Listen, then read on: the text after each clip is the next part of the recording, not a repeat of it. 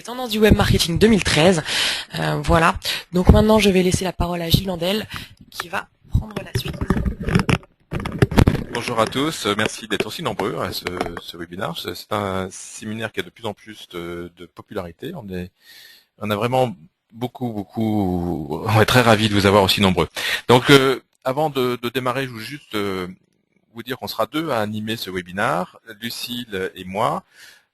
Sachant que ce webinaire il est vraiment orienté pour faire un focus un peu sur une nouvelle tendance du web marketing qui nous ont été dévoilées lors de notre convention internationale qui s'est tenue au mois de septembre à Orlando. Donc c'est tout frais, il y a un mois, quasiment jour pour jour, on était en Floride. Euh, et on a eu pendant 3 jours de conférences qui sont réservées aux consultants WSI, des intervenants extérieurs, mais aussi des consultants WSI qui ont une expertise dans différents domaines. Ça nous a été pour nous l'occasion d'avoir un aperçu des nouvelles tendances du web marketing, puis aussi des tendances marketing Internet qui marchent, qui continuent à marcher, comme les 4 grands piliers du web marketing aujourd'hui, qui sont rappelés en bas de cette diapositive, le site, search, social, mobile, c'est à savoir être visible sur le web, enfin, avoir un site Internet, une empreinte sur le web, être visible sur les moteurs de recherche, à travers le référencement naturel, le référencement payant et l'affiliation et tout ce qui permet d'être visible. Les réseaux sociaux continuent à avoir beaucoup d'importance à travers Facebook, mais aussi à travers des réseaux comme LinkedIn, Viadeo et d'autres. Et bien sûr, la nouvelle tendance qui se développe très fort, c'est le marketing mobile. Donc tout ça, c'est vraiment nos cœurs de compétences. On est chez WC capable de vous aider à avancer là-dessus. Donc je vous l'ai dit, les deux interlocuteurs aujourd'hui, c'est Gilles Dandel, moi-même, et Lucille Dove qui m'accompagne. Vous avez nos coordonnées, vous pourrez nous rappeler. N'hésitez pas à poser toutes vos questions pendant le webinaire, on essaiera d'y répondre à la fin. Voilà, alors rapidement, WSI qui en a, l'objectif c'est pas de vous faire une grande tartine sur WSI, mais de vraiment se concentrer sur l'essentiel. Mais en 2-3 mots, WSI c'est le plus grand réseau d'agences marketing internet au monde. Nous sommes présents dans plus de 80 pays, nous avons plus de 1000 agences à travers le monde. Le siège est basé au Canada, à Toronto, et en France, nous avons plus de 40 consultants, nous sommes 47 à ce jour, 47 un peu partout en France. On se développe beaucoup, et vous voyez tout autour de cette slide des photos de portraits de quelques consultants, directeurs d'agence WSI à travers le monde, qui vraiment ont pour objectif d'aider leurs clients à attirer plus de prospects qualifiés via le web, les aider à convertir plus de clients, fidéliser leurs clients à travers des campagnes de mailing, réseaux sociaux et d'autres, optimiser le chiffre d'affaires en vendant plus, en générant plus de business, mais aussi en optimisant les coûts. Il y a beaucoup de solutions qui peuvent utiliser Internet qui permettent de réduire de manière significative les coûts d'exploitation d'une entreprise et pourquoi pas valoriser votre image en étant visible et en ayant une bonne réputation. Donc voilà, ça c'est vraiment nos compétences clés. Bref, on aide nos clients à réussir en utilisant Internet. C'est tout le mal qu'on leur souhaite et c'est toute l'énergie qu'on consacre tous les jours pour les milliers de clients qu'on a à travers le monde. Voilà, donc on va passer à la slide suivante. Donc aujourd'hui, comme vous l'avez compris, on va traiter des nouvelles tendances 2013. On en découvrira d'autres évidemment quand l'année 2013 aura démarré. Donc premièrement, on va faire un retour sur les tendances 2012 et pour voir un petit peu ce qui en est sorti de cette année-là et ce qui va reprendre sur l'année 2013. Enfin, un focus sur l'année 2013 et un focus repos, c'est-à-dire research online, purchase offline. Voilà. Et ensuite une conclusion. Pour pouvoir prendre des axes, vous, dans vos propres entreprises, à mettre en œuvre. Donc on va démarrer par un petit sondage, à savoir un petit peu mieux vous connaître. Donc on va vous mettre ça directement dans votre box directement. Quelle est votre situation actuelle? Est-ce que vous êtes plutôt ignorant, débutant, confirmé ou expert? Un petit peu pour vous situer. Donc vous avez juste à cocher la case correspondante. Voilà, je vous laisse un petit peu de temps. On voit l'évolution.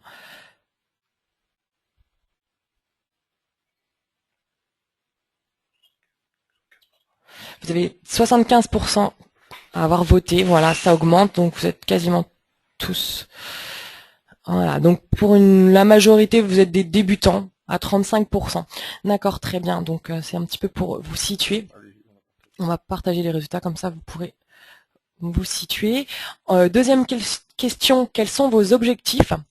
Peut-être que vous en avez plusieurs, vous pouvez pour l'instant cocher qu'une seule case. Donc plus de leads, plus de ventes, chiffre d'affaires, plus de notoriété. Qu'est-ce que vous recherchez à travers le web?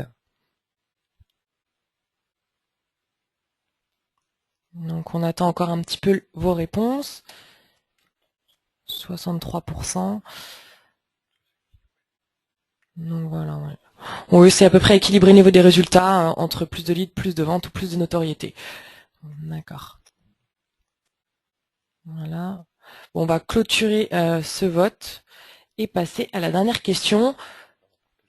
On vous partage les résultats, comme ça vous pourrez les voir. Et ensuite, passer à la dernière question avant de commencer le sujet.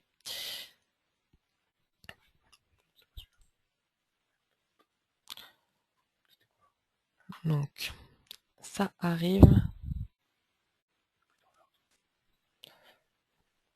Bon, nous allons passer à la prochaine, puisque celle-là, on pourra revenir à la fin. Donc voilà, donc nous allons démarrer le cœur du sujet, à savoir d'abord retour des tendances web 2012. Il y a 11 choses à retenir et Gilles va commencer à vous les énumérer. En 2012, il s'est passé plein de choses, mais ce qui était déjà une tendance de fond, c'est-à-dire être visible sur le web, continue à prendre de l'importance, mais pas seulement sur avoir un site internet qui soit bien référencé en référencement local, ça reste évidemment important.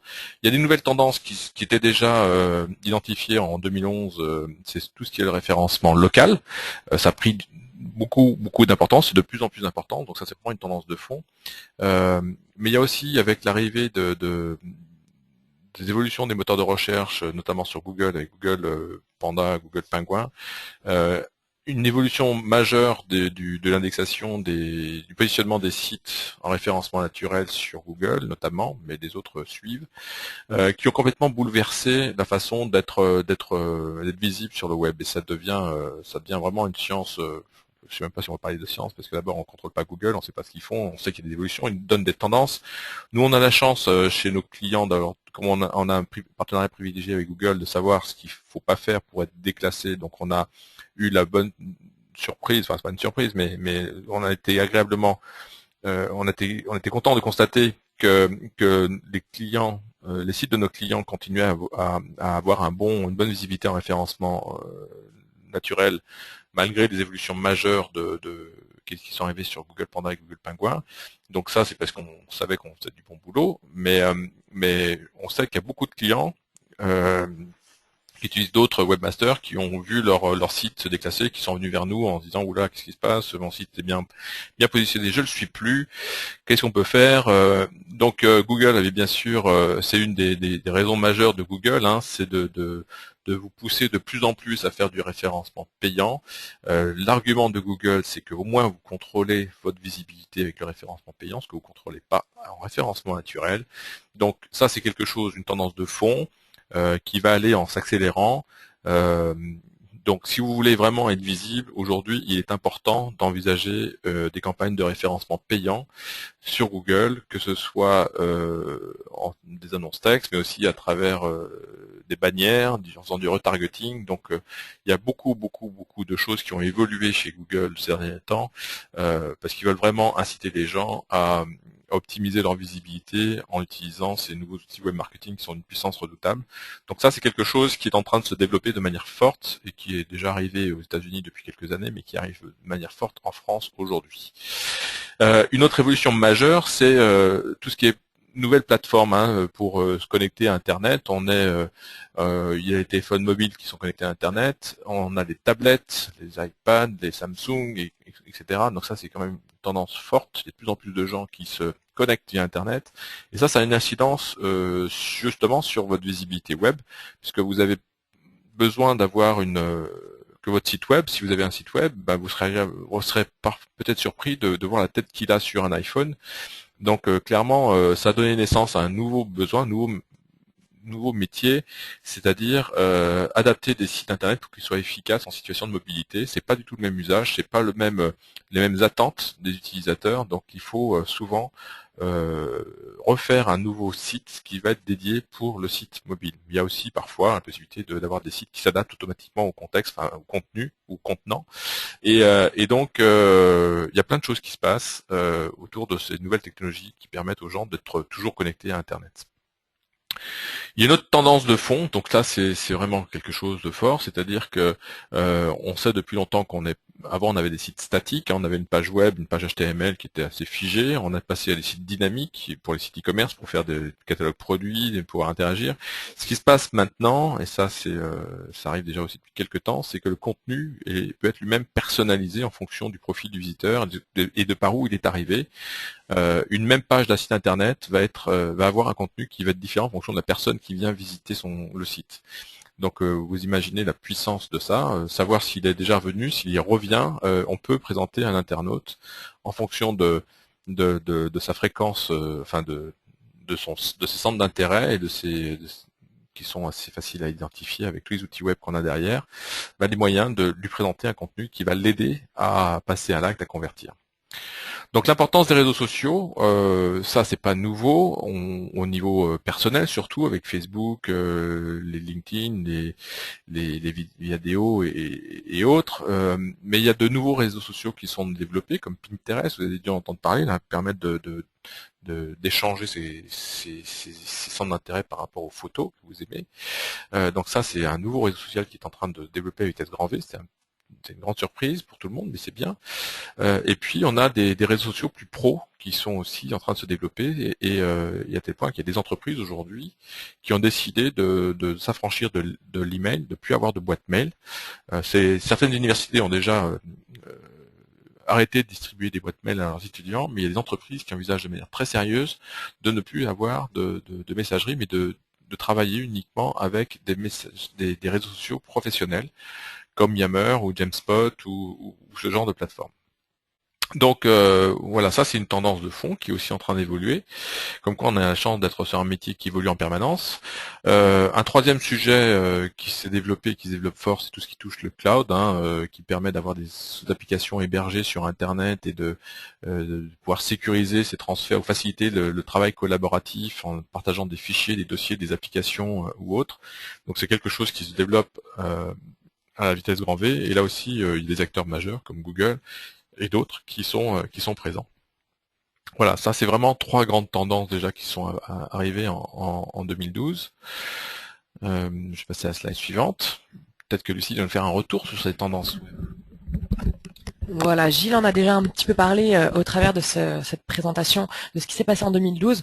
Donc, comme il l'a dit, Google Penguin, qui a été un grand changement, plus mise en avant de la qualité des sites, vraiment le contenu, essayer de, pardon, de lutter contre les spams de contenu, les mauvais liens, les mauvaises qualités, etc.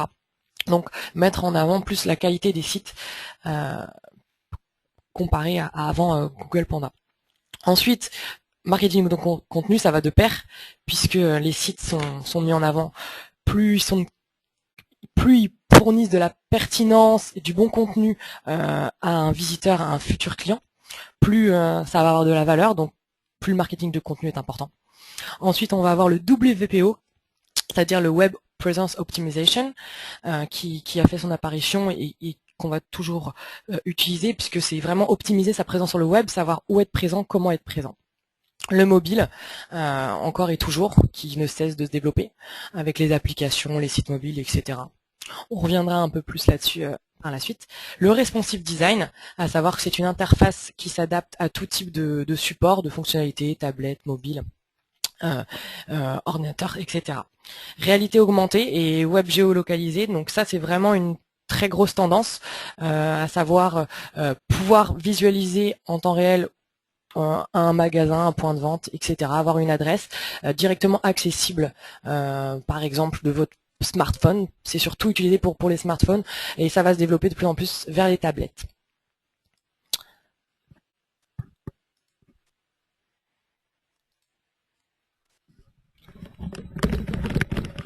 Alors d'autres tendances un peu plus techniques comme l'arrivée du HTML5, du CSS3, du jQuery. Donc tout ça c'est des évolutions là aussi majeures qui sont attendues depuis pas mal de temps. Donc le HTML c'est le standard pour développer des pages web. Donc ça, les technologies évoluent, les besoins évoluent, donc le HTML5 permet d'avoir un fonctionnement, une convivialité, une ergonomie bien meilleure que par le passé.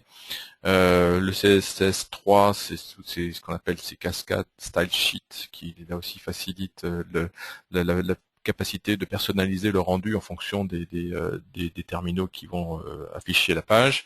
Et le jQuery permet de développer des applications un peu plus mobiles, puis un peu plus graphiques. Voilà. Donc ça, on est dans une technologie qui évolue en permanence.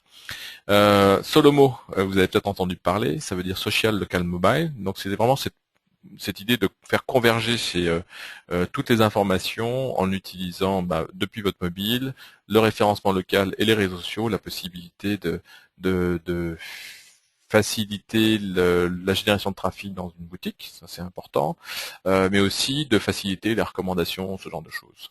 Voilà.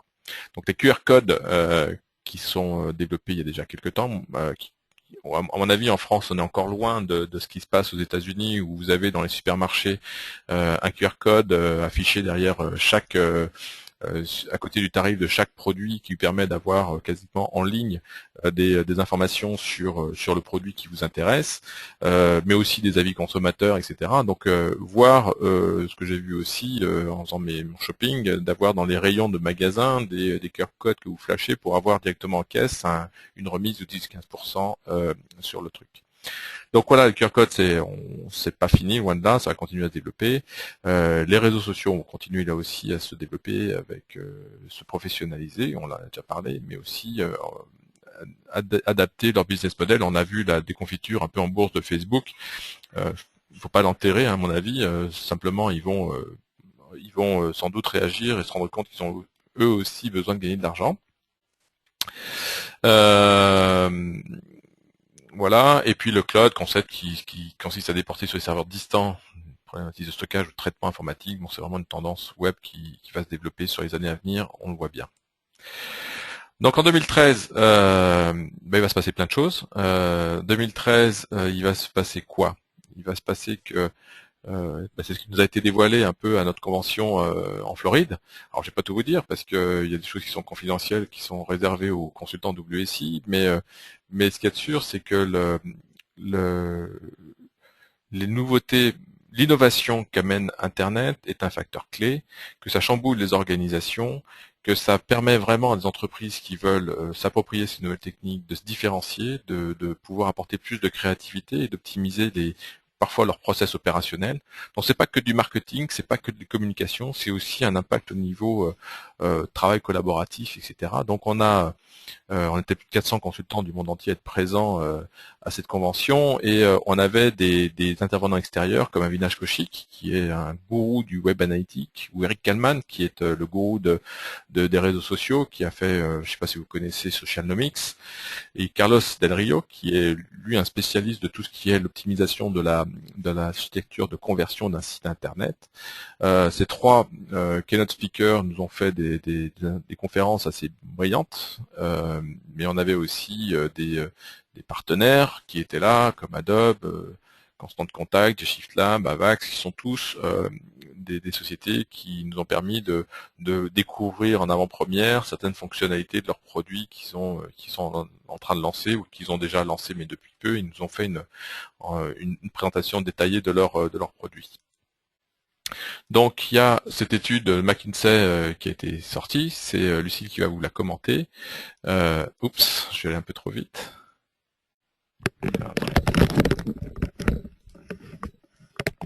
Alors oui, une étude McKinsey qui est sortie, à savoir que je pense, vous ne voyez pas mon écran. Alors attendez, je vais essayer de... Voilà, c'est ça. C'est mauvaise synchronisation. Est-ce que vous voyez mon écran?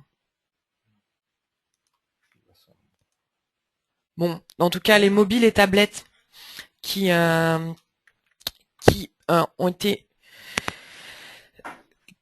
qui sont déjà très tendance en 2012 et qui vont vraiment augmenter. On va essayer de régler les problèmes en même temps que je vous commente la slide. vraiment qui sont de plus en plus, qui se développent de plus en plus, donc avec Apple, Sony, Samsung, de plus en plus de concurrents sur le marché.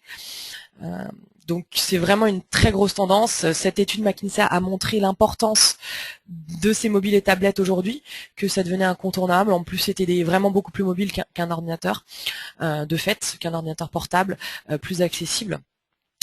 Donc ce sera encore plus l'année des tablettes et mobiles en 2013.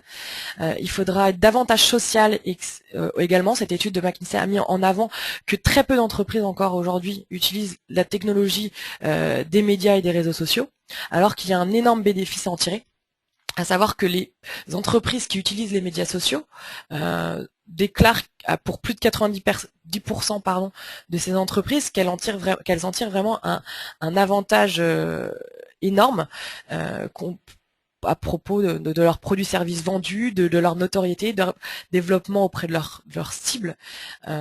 Donc c'est vraiment encore il faut encore se développer sur ce point-là, puisque les réseaux sociaux sont pas encore assez utilisés. Et on voit qu'il y a encore du travail à faire, et comme on l'a présenté, il y a beaucoup de réseaux sociaux à utiliser, des réseaux sociaux professionnels ou plus personnels, qu'il faut adapter à votre cible. Ensuite, donc désolé, je pense que c'est pas encore vraiment résolu, vous voyez pas encore l'écran. Si là vous voyez le social de fait. Donc ensuite, cette étude, pour conclure, montre vraiment que l'année 2013, ce sera l'année du social et du mobile. Donc on vous apprend rien là, c'est pour ça qu'on va venir vraiment dans le vif du sujet, à savoir que les tendances 2013, c'est de devenir encore plus social et d'utiliser à bon escient, de reconnaître vraiment vers quel, si vous voulez, utiliser ces médias sociaux. Donc en fait, je vous invite, là on peut pas la passer en direct puisque ce sera trop, euh, ce sera coupé, mais une vidéo. Si vous récupérez ce lien à la fin de ce webinaire, c'est une vidéo humoristique qui illustre bien le changement de nos modes de vie, nos modes de consommation. Via les médias sociaux, les réseaux sociaux. Donc c'est Eric Kallman qui avait publié cette vidéo sur son site. Vous pourrez aussi la retrouver directement sur son site Socialnomics. C'est vraiment très représentatif, bon, exagéré, mais de la vie aujourd'hui, comment ça se passe avec Internet et les médias sociaux. Voilà. Donc ensuite, il y a 6 usages principaux sur les médias sociaux, c'est-à-dire la publication de contenu. Évidemment, il faut partager quelque chose qui intéresse pour justement qu'il puisse être partagé et être un maximum diffusé. Ensuite, c'est un lieu de rencontre également, donc avec vous et votre cible, ou entre des amis, des relations professionnelles, etc. C'est assez important. Le gaming qui grandit de plus en plus, et il y a un marché à pourvoir de ce côté-là. Localisation, c'est comme on a dit le solo mot, donc local. Toujours essayer d'utiliser ces réseaux sociaux comme par exemple Foursquare pour essayer de se situer et de dire bah venez chez nous. Et puis montrez-le à votre entourage que vous êtes ici et pour quel type de prestations ou de consommation, parce que souvent c'est pour des cafés-restaurants. Et puis évidemment l'achat, ça se met vraiment en place. Facebook lance de plus en plus, par exemple, des campagnes payantes d'achat. Il y a un acteur qui vend des lentilles maintenant sur Facebook, donc c'est de plus en plus sollicité. Donc, ce qu'il faut retenir sur le social, c'est vraiment qu'aujourd'hui, c'est plus un marketing juste à 360. C'est qu'il faut considérer l'humain. On appelle ça un marketing à 37 degrés 2. Voilà. Donc, l'humain au centre des préoccupations. C'est vraiment ça. Maintenant, vous parlez plus juste au public comme ça, dans la masse. C'est vraiment personne to personne. Et il faut le considérer. Alors, il y a quelques études qui viennent conforter ce que vient de vous présenter Lucille. Hein. C'est pas uniquement le discours de WSI que nous présentons aujourd'hui. C'est vraiment des résultats qui viennent de plusieurs études qu'on a essayé de regrouper, faire une petite synthèse aujourd'hui. Et donc dans ce monde de social words, d'après les statistiques de CBS et de l'étude de SHRM, 43% des entreprises bloque l'accès aux sites médias sociaux. Alors, est-ce que c'est une bonne nouvelle, est-ce que c'est une mauvaise nouvelle? Mais ça, en tout cas, ça montre une chose, ça montre que les entreprises se sont rendues compte que des salariés passaient parfois un peu de temps pendant leur temps de travail à se promener sur les réseaux sociaux. Est-ce que le fait de bloquer l'accès à ces réseaux sociaux est la solution? Personnellement, j'en doute, parce que ces salariés-là, ils ont de toute façon un site mobile et un iPhone ou autre, et ils continuent de toute façon à aller vers ça. Par contre, ça montre qu'il y a une problématique qui est en train d'être prise en compte par les entreprises, qui ont leurs propres problèmes de sécurité et autres. On comprend qu'il y a des choses qui... mais ça montre aussi, c'est important, je veux dire, on est dedans, les salariés, ils vont de toute façon, et que ce soit avec les ressources offertes par l'entreprise ou pas, de toute façon, ils vont y aller. Et on s'aperçoit que les sites les plus bloqués, c'est Facebook, MySpace, Twitter, YouTube, iTunes, voilà. Donc, mais que LinkedIn, il y a des réseaux sociaux qui sont moins bloqués que d'autres, et LinkedIn est justement un des réseaux sociaux qui est le moins bloqué, parce que justement, ça permet aux gens de poster leur CV, de poster, mettre à jour leur profil, et dire qu'ils appartiennent à une entreprise. Donc là, il y a, enfin, nous on fait des formations justement à des entreprises qui veulent apprendre comment s'approprier ce genre d'outils pour que ce soit bénéfique au sein de leur entreprise. C'est justement un programme important. On a de plus en plus de demandes là-dessus. Parce que voilà, ces réseaux sociaux, comment on fait pour que les entreprises se soient efficaces pour elles. Alors il y a quelques règles d'or à respecter par rapport aux réseaux sociaux et vous et surtout votre entreprise.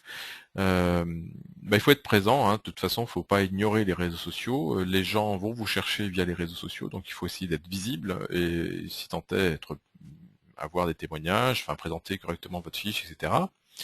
Il faut bien sûr sélectionner les réseaux sociaux qui sont appropriés par rapport à votre cible. Si vous cherchez à recruter du monde, vous avez peut-être besoin d'être visible sur LinkedIn Vidéo. Si vous cherchez à recruter des clients en B2C, vous avez peut-être intérêt à être visible sur Facebook. Enfin, sachez qu'il n'y a pas de réseau social qui n'est pas déjà leur public. Donc, c'est plus un problème de savoir quel réseau social choisir plutôt que de savoir si je dois créer un réseau social à ce jour. Un sujet qui prend de plus en plus d'importance, c'est la e-réputation. Vous savez que ça va vite aujourd'hui, hein. On voit avec un tweet, on est capable de démolir la carrière politique de certaines personnes. Donc, il est important de savoir ce qu'on dit de vous, autour de vous, ou sur vous. Donc, surveiller sa e-réputation, c'est une première chose, mais ça peut être aussi mettre en place un plan correctif si votre e-réputation commence à souffrir de mauvaise notoriété. Donc vous pouvez benchmarker par rapport à des concurrents ou d'autres entreprises d'un secteur similaire. Donc ça c'est important. Donc là on aide aussi parfois nos clients à faire cette étude de benchmarking. Et la tendance forte, mais ça c'est pour tous les réseaux sociaux. Si vous avez vous souhaitez vous lancer de manière efficace sur les réseaux sociaux, la première chose que vous devez faire, c'est écouter ce qui se passe sur les réseaux sociaux et interagir. La première des choses que vous devez apprendre à faire, c'est à écouter les réseaux sociaux. Et là aussi, il y a des outils qui peuvent vous aider à agréger les sources d'informations pour avoir une vision un peu de tout ce qui se passe sur vos centres d'intérêt, de façon à pouvoir ensuite réagir de manière pertinente. Alors, il y a une autre tendance de fond qui est en train de se développer, on en a parlé déjà, c'est le mobile. Et donc le mobile, c'est quoi? C'est tout ce qui permet de rechercher des sociétés, des entreprises. On voit que 95% des utilisateurs de smartphones font de la recherche locale, donc on est complètement dans ce que je vous disais tout à l'heure, hein, site search social local et mobile, donc on est en plein de local et le mobile, hein, donc c'est 95% des utilisateurs de smartphones utilisent leur mobile pour rechercher une entreprise ou pour s'y rendre, hein, pour aller directement dans le point d'accès. Comment on fait? Je suis là, je veux aller là. Comment je fais pour y aller? Donc il y a les mobiles savent vous guider maintenant. Ça peut être aussi pour appeler directement une entreprise. Et vous voyez une application qu'on a réalisée pour un de nos partenaires qui s'appelle PharmaGuide, c'est la capacité d'avoir une base de données en application iPhone ou Android et qui permet de trouver rapidement la pharmacie la plus proche ou qui a telle expertise ou qui est dans tel code postal, etc. Bref. Ce qui est important dans le mobile, c'est que 90% des gens qui font une recherche passent à l'action très rapidement. Vous savez peut-être qu'un des mots-clés le plus cher en référencement payant aujourd'hui sur Google, c'est Serrurier Paris. On est de l'ordre de 30 euros le coût du clic. Et les gens justement utilisent le mobile pour rechercher un serrurier. Pourquoi? Parce qu'ils sont sans doute coincés derrière leur porte. Ils aimeraient bien rentrer chez eux et ils cherchent à retrouver le, le serrurier qui va pouvoir les dépanner et ils sont prêts à payer. Alors les serruriers sont prêts à payer cher ces gens-là parce que ils savent que c'est souvent du dépannage et ça facture plus cher. Voilà.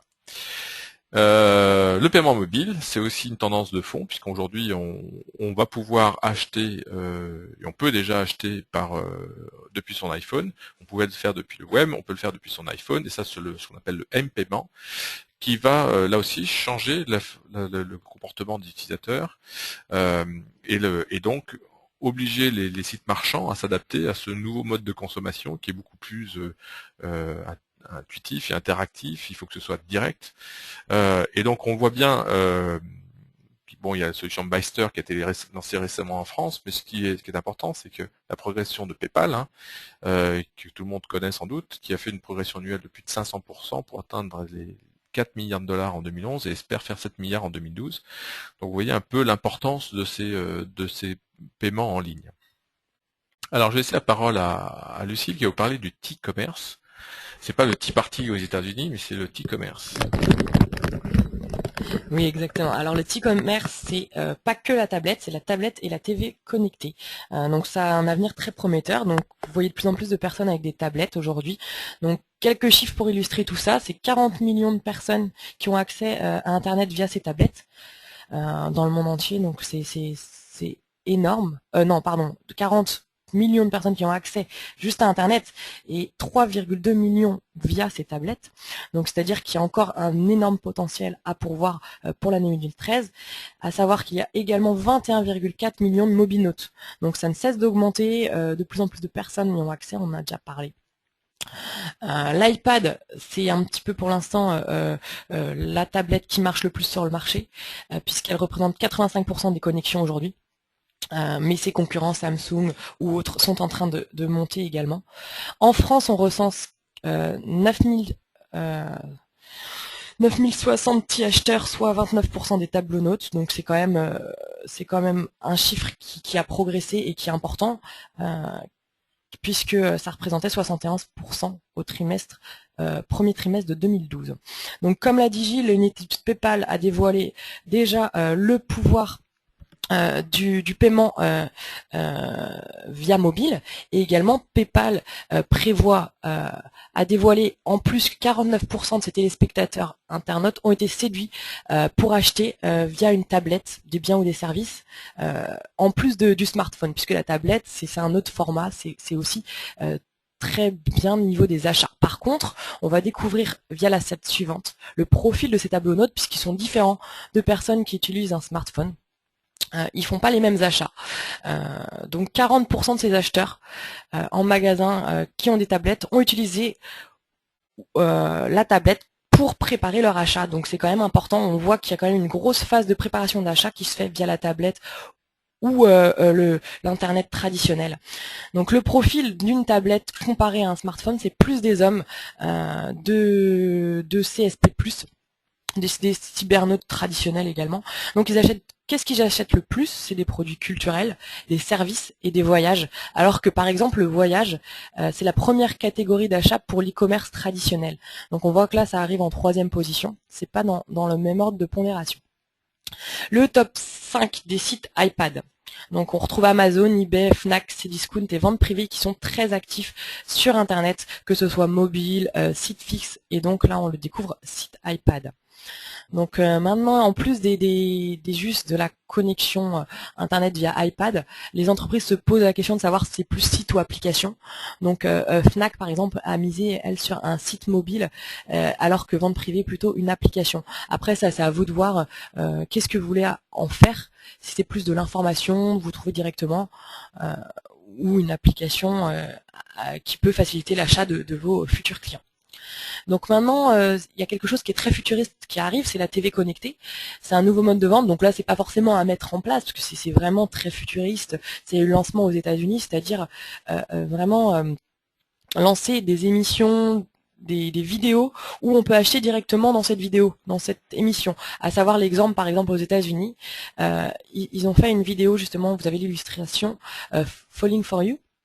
En fait, c'est une illustration, un couple dans un ascenseur, et vous avez les articles qu'ils portent, les vêtements, sur la droite qui défilent, et vous pouvez cliquer dessus et acheter en direct. Donc c'est assez nouveau, donc ça a été en test aux États-Unis, ça s'appelle du click to buy. Il y a un exemple qui est connu également en France sur la série, fameuse série Plus belle la vie, mais là ça se fait sur leur site officiel, leur page sur leur site. C'est-à-dire la home, vous pouvez aller directement retrouver des extraits de la série, et ils font des focus sur des accessoires de certaines scènes. Par exemple, là vous avez une illustration, le sac de telle marque que telle personne portait. Donc voilà, donc c'est de la publicité qui se fait via des modes vidéo, et c'est en train d'arriver en France. Vous pourrez maintenant peut-être acheter directement depuis votre télé et vous arrêter directement sur la publicité et le mettre dans votre panier. Voilà ce qui nous attend dans les années à venir. Maintenant, le Web to Store, le nouveau phénomène. Alors le Web to Store, c'est une nouvelle tendance, parce qu'on a bien compris depuis tout à l'heure, les gens utilisent Internet pour trouver des informations sur un produit, une boutique. Maintenant, qu'est-ce qui se passe? C'est, ben voilà, on fait cette fameuse recherche online, mais on va quand même acheter dans la boutique. C'est le ROPO, Research Online, Purchase Offline. Il y en a qui ça aussi un nom de robot, donc Research Online, Buy Offline. Donc ça a plusieurs noms. Voilà, ça c'est pour votre culture. Aujourd'hui, ce qu'il faut comprendre, c'est qu'encore 92% des achats se font encore en magasin, hein, malgré le développement du e-commerce. On sait que pendant les périodes de fête, notamment, le e-commerce se développe beaucoup plus, que ces tendances des commerces se développent un petit peu plus sur le web, parce que les gens évitent de faire la queue, évitent de faire voilà, et notamment lors des ventes, des soldes, etc. Il y a pas mal de gens qui achètent via le web pour éviter d'avoir à se battre dans les magasins, et c'est très bien. Mais voilà, aujourd'hui, pour près de 70% des internautes, Internet est devenu aujourd'hui le premier outil indispensable de recherche pour s'enseigner avant de se déplacer en magasin. Et donc, comment on intègre, si j'ai une boutique, comment j'intègre ce phénomène pour mon entreprise? Imaginez que j'ai une boutique, j'ai envie de, bien sûr, avoir du monde dans ma boutique. Comment je fais pour prendre en compte cette problématique? Donc ça veut dire quoi? Il faut que je sois visible sur le web, que les gens puissent me trouver, peut-être qu'ils aient besoin de savoir quelles boutiques, quels produits sont disponibles aujourd'hui en boutique, si j'ai plusieurs magasins, quels sont les prix selon les boutiques.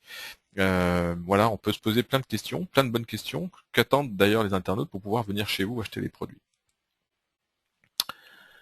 Donc il faut adapter sa stratégie. Et vous avez deux approches possibles pour ça. En fait, la première approche, c'est vous qui la mettez en place en interne dans votre entreprise.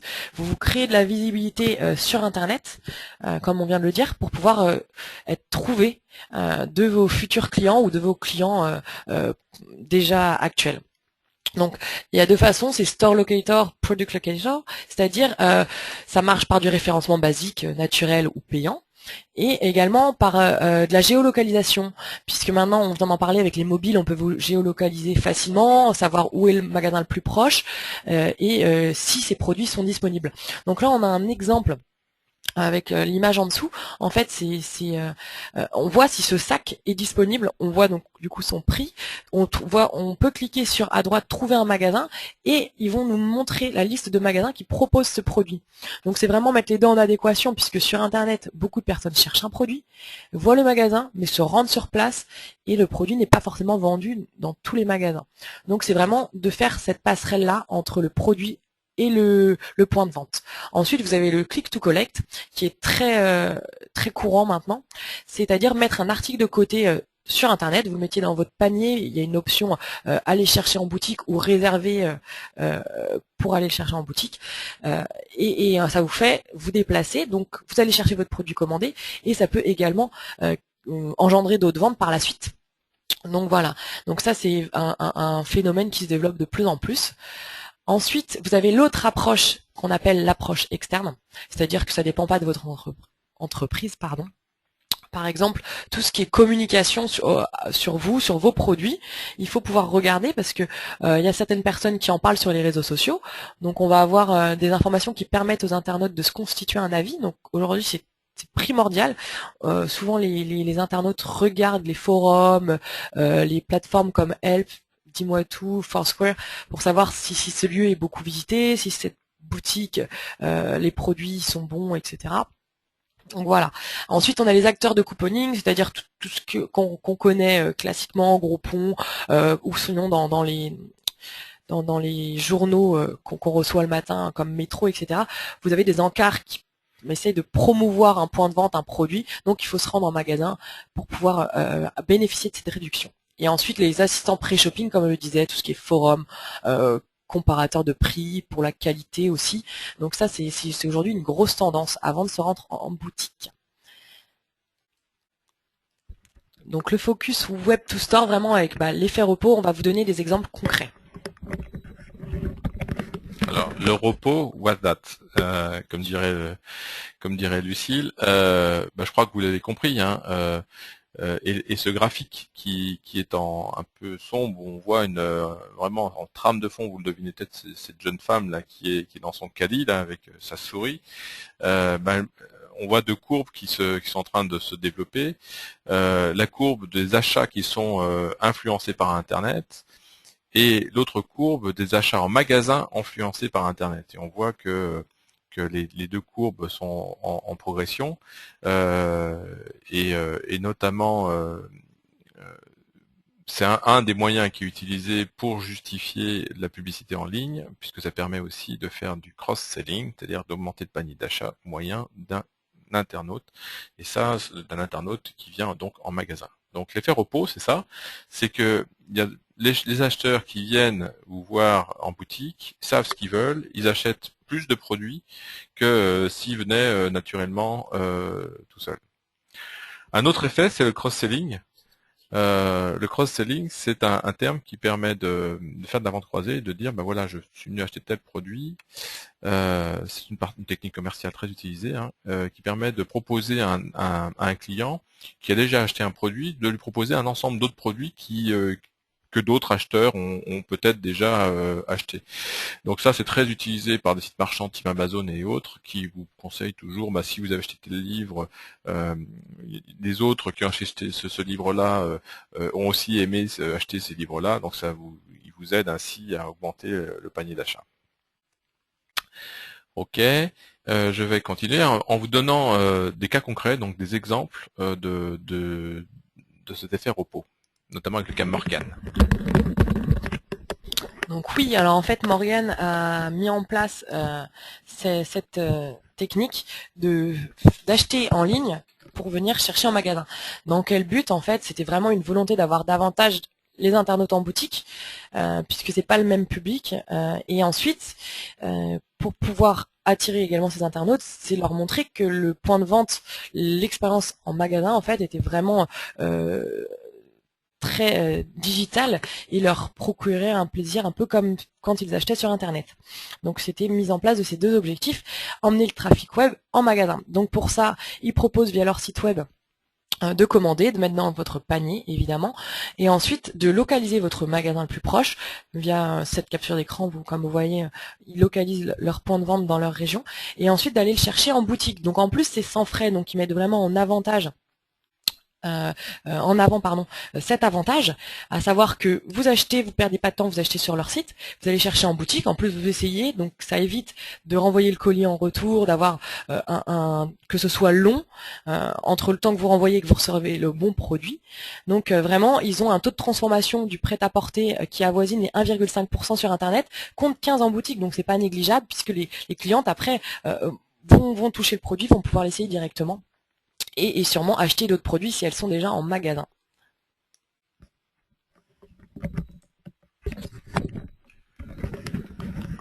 Alors, un autre exemple de l'effet repos, c'est de faire venir des internautes en boutique. Donc ça, c'est la première étape.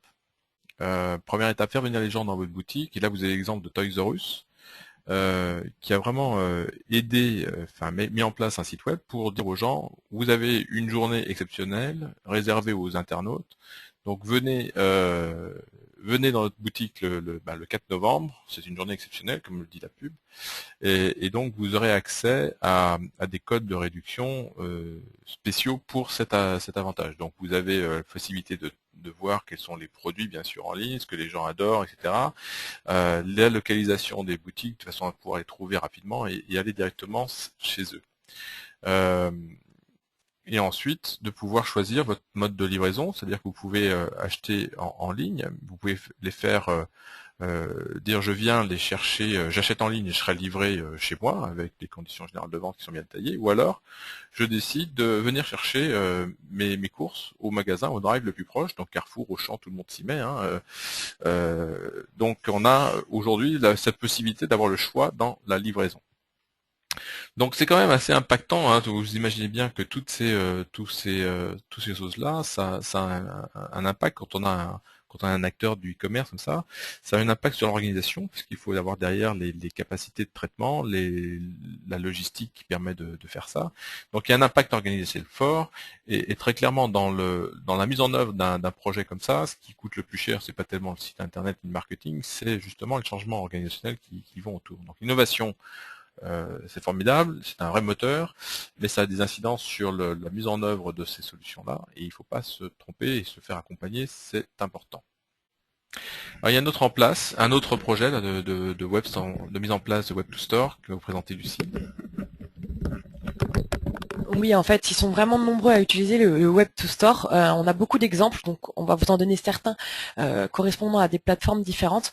Juste pour revenir, également, en plus des changements en interne dans l'entreprise, il faut vraiment briefer les équipes, puisque une personne qui va venir chercher son article en boutique va contribuer au chiffre d'affaires du site internet et non pas de la boutique.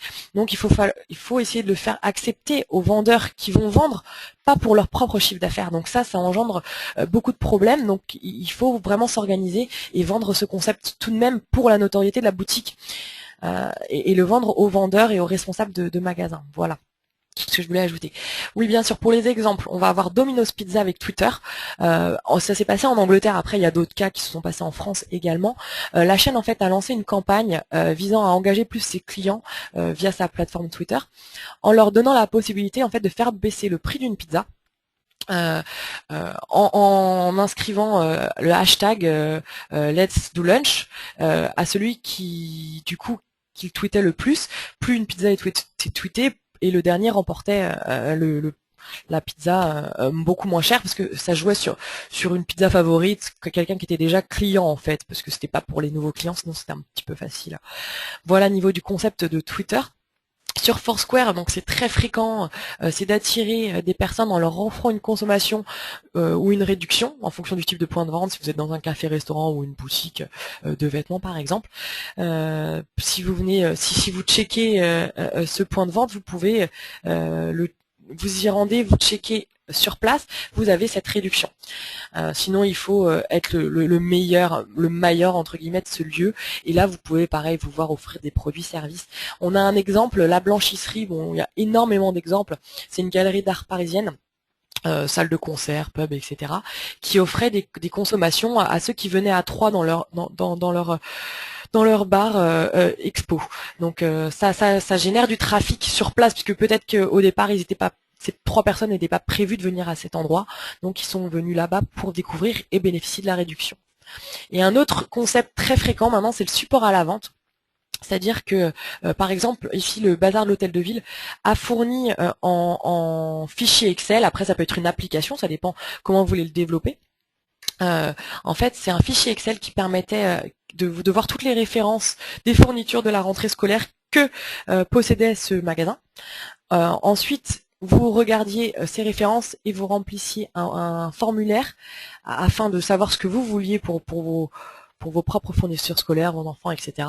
Et vous l'envoyez par mail à la papeterie du Bazar d'Hôtel de Ville, qui ensuite livrait votre colis demandé en boutique, donc vous aviez à aller le chercher sur place en magasin.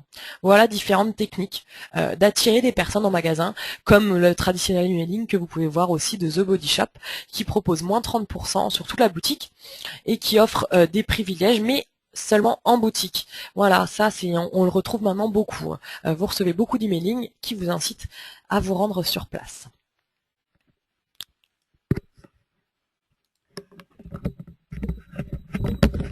Ensuite, la deuxième étape, c'est vraiment ce qu'on a dit, c'est essayer de digitaliser l'expérience en magasin. Ça se fait de plus en plus pour montrer aussi qu'un magasin, c'est pas juste entre guillemets has-been, qu'on peut se faire à la nouvelle technologie et développer des nouveaux outils comme des tablettes sur place, des QR codes, des choses assez innovantes et puis interactives pour le client pour qu'il ait une très bonne expérience en boutique et l'amener à revenir.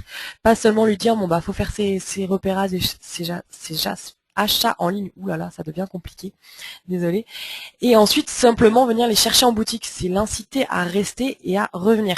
Donc, par exemple, vous avez tout ce qui est mobile. Vous pouvez scanner des QR codes, voir, par exemple, un défilé en direct de telle collection qui vient de sortir du magasin.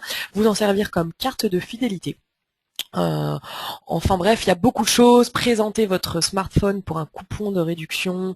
Beaucoup installent des tablettes interactives maintenant pour récupérer tout ce qui est mailing. Vous voulez être au courant des nouvelles tendances de votre boutique préférée. Rentrez votre emailing. C'est un support qui paraît au départ un gros investissement, mais au final récolter des emails à un coût peu élevé en magasin, contrairement à acheter plutôt une base de données chère et qui va pas forcément être qualifiée, puisque là vous les aurez reçus sur votre point de vente, donc des gens un minimum intéressés. Voilà, après il y a beaucoup de choses. L'important c'est de tirer le meilleur des nouvelles technologies pour pouvoir augmenter l'expérience du consommateur et surtout le but c'est de les faire revenir et pour vous d'avoir un gain de coût, vraiment. Donc les points clés à retenir sur le Web2Store qui se génère de plus en plus, c'est vraiment faire bouger ce trafic online qui est très très important vers un trafic offline, donc en boutique, rendre accessible des informations locales de chaque point de vente, et ça c'est l'erreur fréquente, c'est pas juste de faire de donner des informations génériques. Oui, nous en général notre boutique fait tel article, vous trouverez tel article. Ce que veulent savoir les internautes, c'est si cet article qu'ils ont repéré est disponible dans leur boutique à côté de chez eux. Donc ça, c'est très important, les bonnes informations, parce que sinon, ils vont se rendre en point de vente, ils vont être déçus et ils vont être susceptibles de ne plus revenir ou de faire que leurs achats via le web. Voilà. Utiliser la géolocalisation, ça fait partie de ce fonctionnement, c'est très pratique et ça se développe énormément. De plus, comme on l'a vu, le Solomo. Et ensuite, possibilité de réserver en ligne et d'aller le chercher en boutique. Alors ça, c'est très fréquent et les internautes en sont très friands. Ça leur permet d'économiser des frais de livraison, d'arriver en boutique, de vérifier si le produit leur convient. Et sinon, de changer sur place et d'avoir le vendeur qui va personnaliser justement cette vente et vous accompagner. C'est vraiment le côté humain, comme on l'a dit tout à l'heure, le côté maintenant plus à 360, 37,2 degrés, vraiment focalisé sur l'humain. Donc pour conclure, je vais laisser la parole à Gilles et n'hésitez pas à poser toutes vos questions. Ouais, merci Lucille. Je crois que vous avez eu pas mal de bons retours d'expérience. Alors il ne faut pas croire que ça s'adresse qu'aux grosses entreprises, aux Fnac, Darty, etc. Je veux dire, vous avez eu des exemples que toutes les entreprises peuvent mettre en œuvre, qu'elles soient des TPE, qu'elles soient des PME, qu'elles soient des grandes entreprises. Je veux dire, aujourd'hui, la technologie apporte vraiment des moyens d'innover, de se différencier. Ça coûte pas forcément des millions d'euros à chaque fois. C'est vrai que ça peut avoir des impacts organisationnels et donc voire de conduite du changement, une conduite du changement s'imposera pour avoir le personnel impliqué et pour pouvoir avoir toute l'efficacité de ce genre de solution. Mais voilà, il y a eu en 2012 des progrès considérables apportés par le marketing Internet. Internet continue à se développer, aide de plus en plus d'entreprises à développer leur business. Ce n'est pas fini. En 2013, ça va continuer dans les années à venir encore, et il y aura encore de nouvelles innovations qui vont arriver. Il ne faut pas se voiler la face. Ce que Lucille vous a présenté avec ce côté TV interactif, ça va arriver, ce sera peut-être pas en 2013, mais pas en 2014, mais ça va arriver. Voilà, donc on est dans un monde qui révolutionne la façon dont on établit, dont une entreprise communique avec ses clients, dont elle fait des échanges commerciaux avec ses clients. Donc on est vraiment dans ce monde digital qui évolue à vitesse grand V. Donc pour 2013, retenez social, mobile, team marketing et web to store, c'est vraiment les tendances fortes qui vont se développer en France. C'est déjà en train de se développer depuis pas mal aux États-Unis. Donc ça, on le sait, on a la chance d'avoir dans notre réseau beaucoup de consultants, directeurs d'agence WC qui ont des clients qui ont déjà expérimenté ça. Donc on sait ce qui marche, on sait ce qui est important. Donc et ça, c'est en train d'arriver en France aujourd'hui. Donc on est là pour vous aider, pour vous accompagner à intégrer ces nouvelles techniques et voir quel impact ça peut avoir sur votre entreprise et de savoir ce qu'il faut mettre en place pour vous aider à tirer profit. Vous qui participez à ce webinaire, vous êtes des privilégiés puisque vous avez en quelque sorte vous êtes en avance sur les autres et vous allez être plus malin que les autres, j'en suis sûr. Donc il faut être malin pour intégrer ces nouvelles tendances et pour pouvoir vous en servir comme arme de différenciation. Et c'est une différenciation qui coûte pas très cher parce que mettre en place un site mobile, mettre en place un site internet, etc., c'est pas ce qui coûte le plus cher. Vous le savez sans doute déjà. Donc, par contre, ce qu'il faut aussi savoir, c'est que toutes ces nouvelles tendances sont pas forcément toutes adaptées à votre entreprise. Il faut savoir identifier lesquelles sont les bonnes. Donc, ça commence en général par ce qu'on appelle une phase d'analyse de votre situation. Et nous, on aime bien justement pouvoir intervenir très en amont des besoins de nos clients pour les aider à faire cette analyse et leur donner des recommandations, des préconisations à mettre en œuvre. Si le client veut nous aider à les faire, enfin veut bien nous confier la mission de réalisation de ces projets, on sera ravi. S'il veut continuer à travailler avec les équipes qu'il a en interne ou en externe, on aimerait bien pouvoir continuer à travailler avec lui. Ce que nous demandent d'ailleurs souvent nos clients, c'est de dire ok, je continue à travailler avec cette boîte-là, mais aidez-moi à y voir clair, à avoir un vrai retour sur un vrai retour, une vraie visibilité sur le retour sur investissement de ces opérations-là. Donc ça aussi, c'est une de nos missions préférées. Voilà. C'était juste quelque chose d'important. Donc merci pour votre attention. Vous avez peut-être des questions. On en a eu quelques-unes pendant la conférence. Donc si vous ne l'avez pas encore posé, n'hésitez pas à le faire maintenant. On va essayer d'y répondre, de prendre quelques minutes pour y répondre. Donc il y a une question là qui est on ne parle plus de développement en .NET. Bon, si, enfin je veux dire, le .NET reste, alors pour ceux qui ne savent pas ce que c'est une technologie, la technologie Microsoft. Qui est une technologie très robuste et très très puissante, qui est bien sûr complètement utilisée notamment pour les bases de données et autres. C'est une plateforme qu'on utilise maintenant. Voilà, je sais qu'il y a des évolutions qui sont faites chez Microsoft aussi. J'en ai pas parlé. J'aurais pu en parler. Vous avez raison. Je dois vous laisser. Ok. Est-ce qu'on aura des supports de présentation? Oui. Donc les supports de la présentation seront remis puisqu'on a vos adresses. Donc il y a Mathieu qui me remercie. Il n'y a pas de quoi. Est-ce que vous avez d'autres questions, d'autres choses que vous voulez Non, pas d'autres questions. Bon, apparemment, c'est que notre presse a été suffisamment claire. Bravo Lucille. C'est elle qui s'est occupée de tout. Elle est extraordinaire. Donc la prochaine conférence, il y a Thomas qui ne dit pas de questions, merci, très bien. Donc la prochaine conférence, ce sera le jeudi 15 novembre. Donc, vous pouvez déjà noter ça dans vos agendas si ce n'est pas déjà fait. On parlera justement du Solomo, Social Local Mobile, qu'on a effleuré aujourd'hui. Donc on va rentrer un peu plus dans le vif du sujet. Donc n'hésitez pas à vous inscrire si c'est pas déjà fait. Et voilà, n'hésitez pas à nous contacter si vous avez besoin de plus d'informations ou si vous avez un projet sur lequel vous avez besoin d'y voir clair, n'hésitez pas à nous contacter. Gilles Dandel, Lucie Love, vous pouvez me contacter personnellement sur mon portable au 0630 41 77 75. Je serais ravi d'avoir un petit retour, même simplement pour me dire merci, vous avez bien apprécié cette conférence. Vos retours sont importants pour nous. Enfin, n'hésitez pas à rester connecté en nous suivant sur Facebook, sur LinkedIn, sur YouTube, sur Twitter. On a pas mal de livres blancs qui sont sur notre site internet wc-marketing-internet.fr, donc n'hésitez pas à les télécharger. Il y en a qui sont gratuits, beaucoup, la majorité. Il y en a qui sont payants, mais en général c'est pas très cher, c'est de l'ordre d'une 30aine d'euros. Donc n'hésitez pas à visiter notre site internet, prendre ce qui vous intéresse, et puis de nous aider à voilà, si vous connaissez des gens qui peuvent avoir besoin de nos services, n'hésitez pas à nous les envoyer, on sera ravis de s'occuper d'eux. Voilà. Ben, on est pile à l'heure, il est 13h30, on a tenu le délai, c'était une conférence importante, parce que vraiment l'idée de faire un peu le point sur les nouvelles tendances, j'espère que vous avez peut-être pas appris des choses, mais en tout cas conforter vos idées. Merci à vous tous. On a peut-être un dernier sondage à faire, non, Lucille? C'était pas celui-là. On a peut-être une dernière question à vous demander. Voilà, quel est votre niveau de satisfaction? Si on peut vous demander de répondre rapidement à ce petit sondage. Donc sur une note de 1 à 5, 1 étant excellent, 5 étant moyen ou pas bien du tout.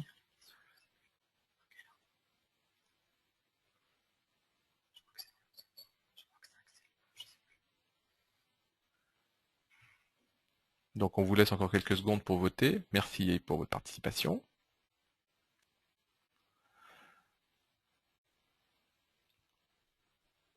Donc on a 47% des gens qui votent, 50%, on vous laisse encore quelques secondes. Donc 1 étant très bien, 5 ça vous a pas plu. Voilà. Bon, je pense vous a laissé suffisamment de temps. Donc voilà, je vais vous partager les résultats. Vous êtes assez nombreux à être satisfaits, voire très satisfaits de notre intervention. Merci.